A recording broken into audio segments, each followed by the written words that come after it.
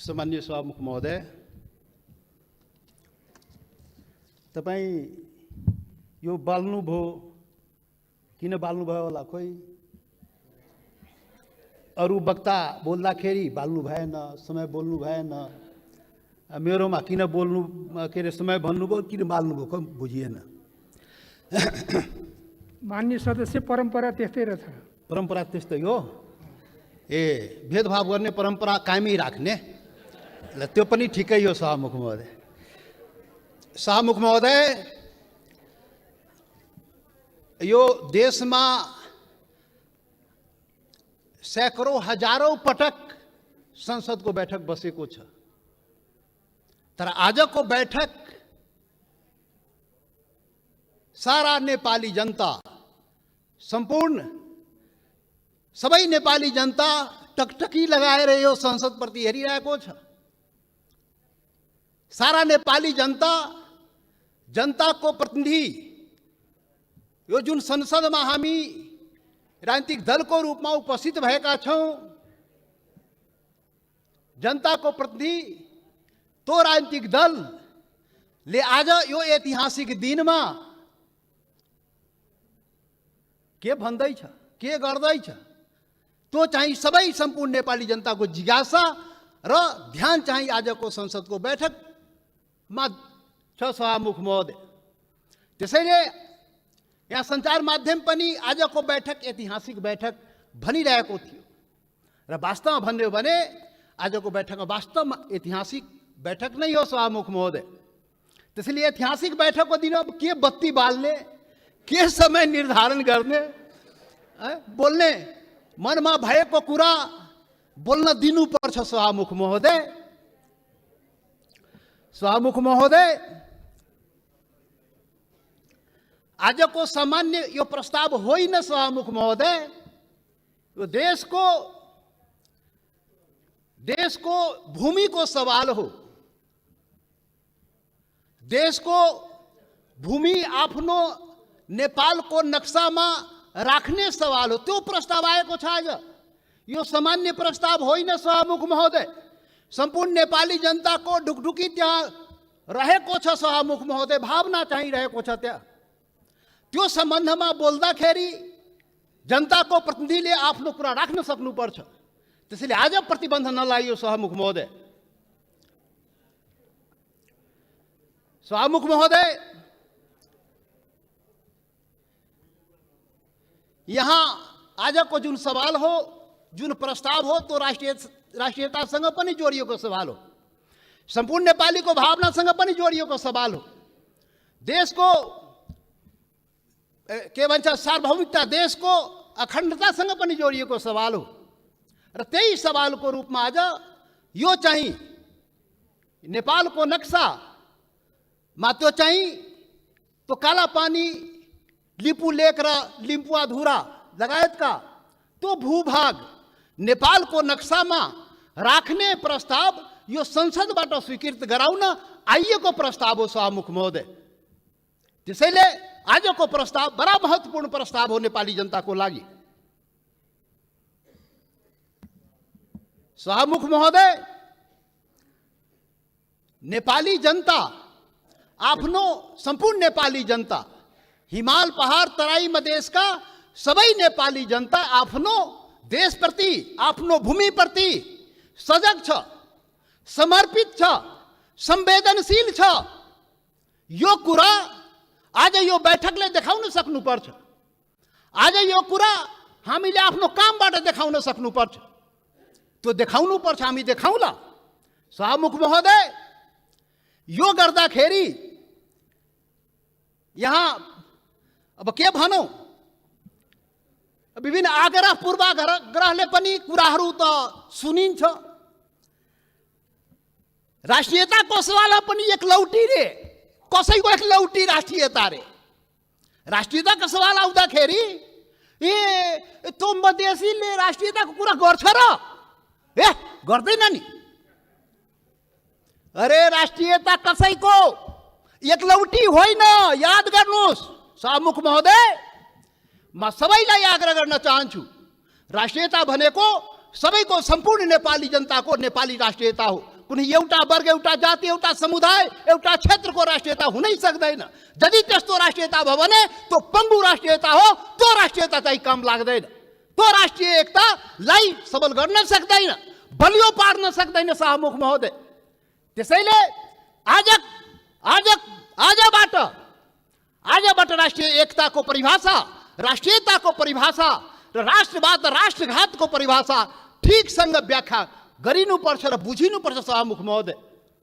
शाहमुख महोदय, म धेरै आज म केही कुरा राखौँला, समय अलि लिउँला तपाईँको, र यो पनि देश र जनताकै हितमा हुन्छ, राष्ट्रिय एकताकै लागि हुन्छ, राष्ट्रियताका लागि बलियो बनाउने काम हुन्छ, जुन आज म विचार राखिरहेको छु शाहमुख महोदय। शाहमुख महोदय, यस्तो संवेदनशील घडीमा एकता देखाउने हो।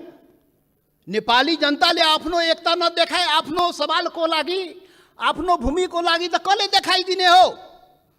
नेपाली जनताले नै देखाउने हो र नेपाली जनताको प्रतिनिधिमूलक संस्था, यो प्रतिनिधि सभाले देखाउने हो। शाहमुख महोदय, हाम्रा धेरै आउला यो संविधान संशोधनको कुरा आएको छ। यहाँ नक्सालाई लिएर त्यो चाहिँ संविधानमा, त्यो अनुसूचीमा संशोधन गर्ने प्रस्ताव आएको शाहमुख महोदय।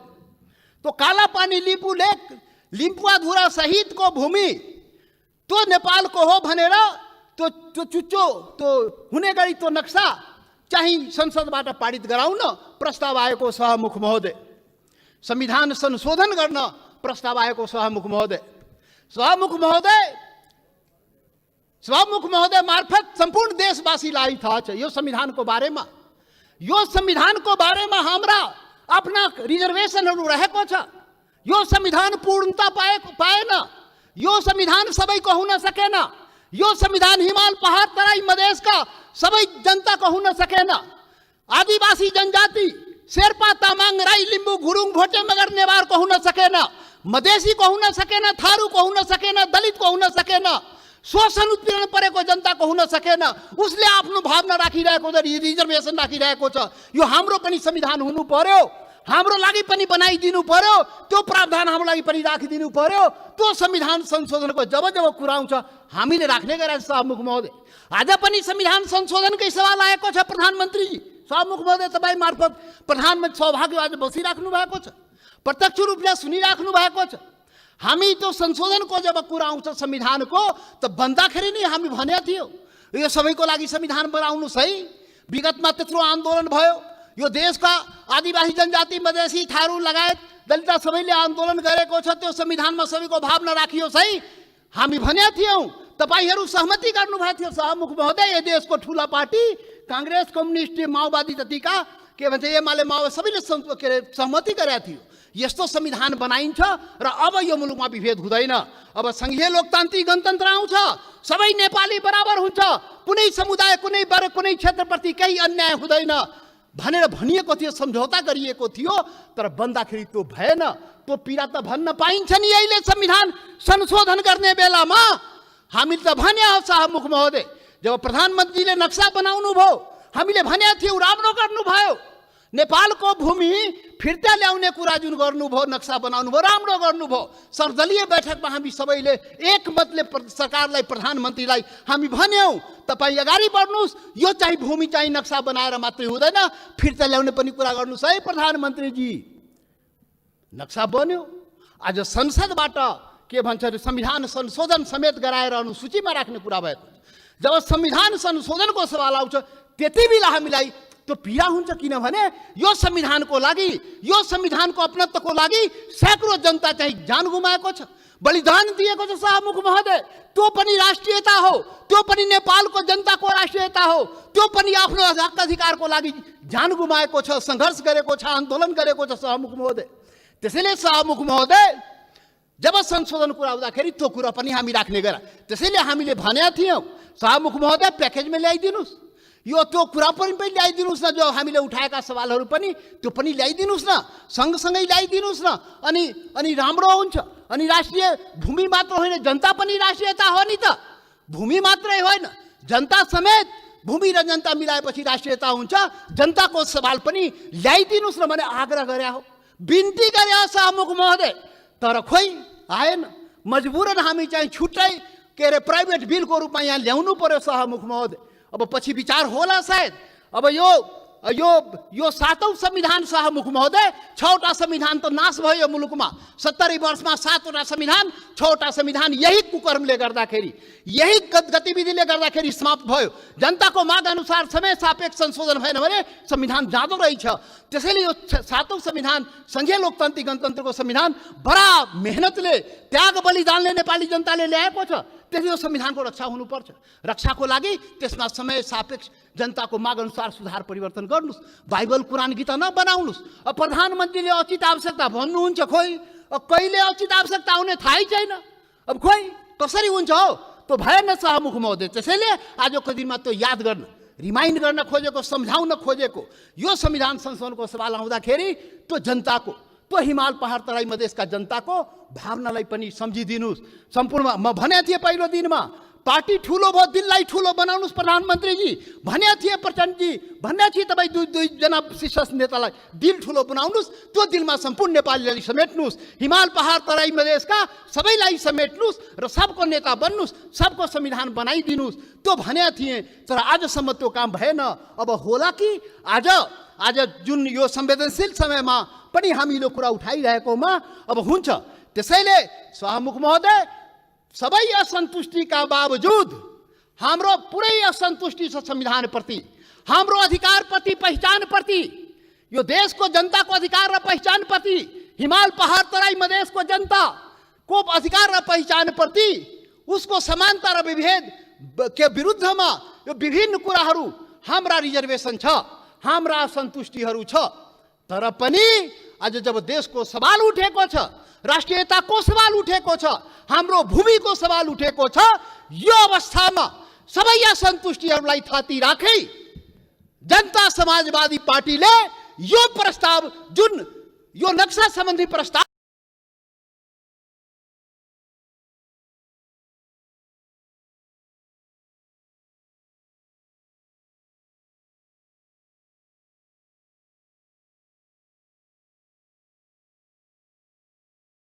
जुन आएको त्यो प्रस्तावलाई जनता समाजवादी पार्टीले सहर्ष समर्थन गर्दछ। त्यसलाई हामी सर्वसम्मत रूपले समर्थन गरेका छौँ सभामुख महोदय। याद रहोस्, हाम्रा सन्तुष्टि हिमाल पहाड तराई मधेसका जनता, त्यो शेर्पा तामाङ राई लिम्बू गुरुङ भोटे मगर नेवार थारू मधेसी दलित, त्यो जनताको भावनालाई बुझिदिनुस्। यसरी देश चल्दैन त्यति मात्रै भन्ने हो सभामुख महोदय। यसरी देश नचलाउनुस्, यो सबैको देश हो।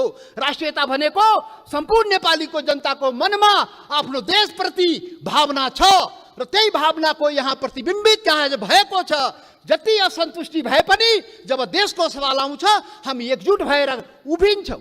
आज हाम्रो बारेमा त अनुहार हेर्ने बित्तिकै मधेसी, यो त राष्ट्रघाती नै होला, यो त मधेसी, यो त विदेशी नै होला, यो त भारतीय नै हो भनेर कुण्ठाबाट भरिएका नस्लीय चिन्तन बोकेकाहरू आजदेखि त्यो हटाइदिऊ। नेपाली सीमाको रक्षा,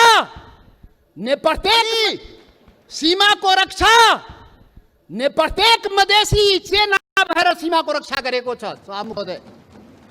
नेपालको सेना त्यहाँ बस्नु पर्दैन, मधेसी जनता त्यो सीमाको रक्षा गरेको। तपाईँ न्याय गरे पनि सरकारले विभिन्न प्रकारले उसलाई पीडा पुर्याए पनि आफ्नो सीमाको रक्षाको लागि लडेको छ, मरेको छ। त्यसैले सभामुख महोदय, अब यो जनता समाजवादी पार्टी, अब भर्खर हामी एकता प्रक्रियामा पुरा पनि भएको छ, निर्वाचन आयोगमा गएको छ। एक भइसकेर यो वैकल्पिक शक्ति निर्माणको लागि, राष्ट्रिय शक्ति निर्माणको लागि हामी प्रक्रियामा अगाडि बढिसक्यौँ सभामुख महोदय। अब अन्तमा सभामुख महोदय, अब तपाईँ लाइन त नकाट्नु होला, अब अन्तमा आइसके। सभामुख महोदय, एउटा कुरा देशवासी जान्न चाहन्छ, ल यो फेरि राष्ट्रघाती यो देशमा हुने हो कि? यो राष्ट्रघाती को हो यो देशमा? पहिचान गर्नु पर्यो। यो राष्ट्रघाती हो को यो देशमा? देश बेचुवाहरू को हो? अरे देश बेचुवाको खोजी हुनुपर्ने नेपाली जनताले त्यो पनि खोजिरहेको छ। अरे त्यो त हाम्रो छँदै थियो नि, त्यो जमिन, त्यो काला पानी लिपु लेक लिपुवा धोरा सहितको नक्सा त त नेपालको नक्सामा त थियो 58 वर्ष पहिले। अरे कुन देश बेच्योले देश बेच्यो? श्वेत पत्र खोइ जारी गरेको? श्वेत पत्र जारी गर्नु पर्दैन?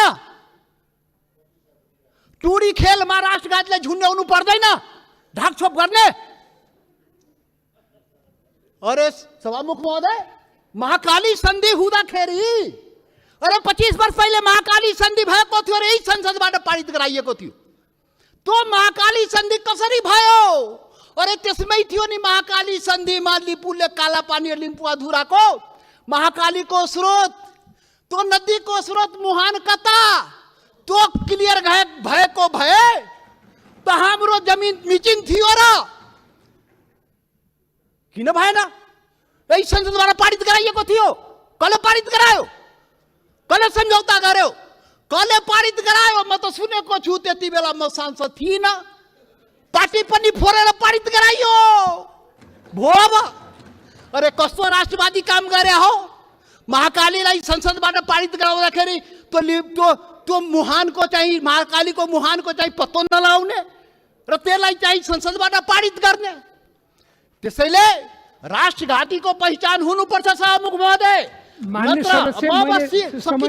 सकिनै लाग्यो सभामुख महोदय। यो राष्ट्रवादी कुरा हो, यो खोखला राष्ट्रवादी कुरा होइन। यो राष्ट्रघातीलाई पर्दाफास गर्नुपर्छ नेपाली जनताको बीचमा। को राष्ट्रवादी हो यो देशमा? राष्ट्रघाती मधेसीलाई राष्ट्रघाती भन्ने, मधेसीलाई राष्ट्रवादी नभन्ने। मधेसी जनता, यो देशको मधेसी जनतालाई त्यसरी औँला ठुर्याउने काम कसैले नगरोस् राष्ट्रवादको मामलामा। सभामुख महोदय, कतिचोटि अग्नि परीक्षा दिने हो? कतिचोटि प्रमाण दिने हो हामी? यस्तो अग्नि परीक्षा नलिनुस् सभामुख महोदय। सम्पूर्ण नेपाली जनतालाई म यो रोस्टमबाट आग्रह गर्न चाहन्छु, यस्तो अग्नि परीक्षा नलिनुस्। त्यो मधेसी जनता त्यो प्रति अन्याय नगर्नुस्। यो देशको आदिवासी जनजाति प्रति अन्याय नगर्नुस्। त्यो थारूमाथि अन्याय नगर्नुस्। त्यो दलितमाथि अन्याय नगर्नुस्। कुटी मारिदियो त दलितलाई। माननीय सदस्य, तपाईँ बोल्दै गर्दा थाहा भएन, मैले 7 मिनेट समय थपिसकेँ। म सकिहालेँ, 1-2 मिनटमा सकिहाल्छु। त्यसैले सभामुख महोदय, यति संवेदनशील समयमा पनि सभामुखले मलाई 2 चोटि टोकिसक्नुभयो। कसरी हुन्छ खोइ बुझ्न सकिएन। लकीर का फकीर। अब प्रधानमन्त्री बन्नुपर्छ समय किटान नहुनलाई। यहाँ प्रधानमन्त्री भएर उहाँ प्रचण्डजी र देउपाजी बोल्दाखेरि समय किटान नहुने, किनभने प्रधानमन्त्री रे। अब जनता समाजवादी पार्टी यो देशको प्रधानमन्त्री भएर अनि रोस्टमा आएपछि बल्ल त्यो समय पाउने भयो सभामुख महोदय। ठिक छ, त्यो पनि देखाउला, त्यो पनि नेपाली जनताले देखाउँछ। वेट गर्नुस्।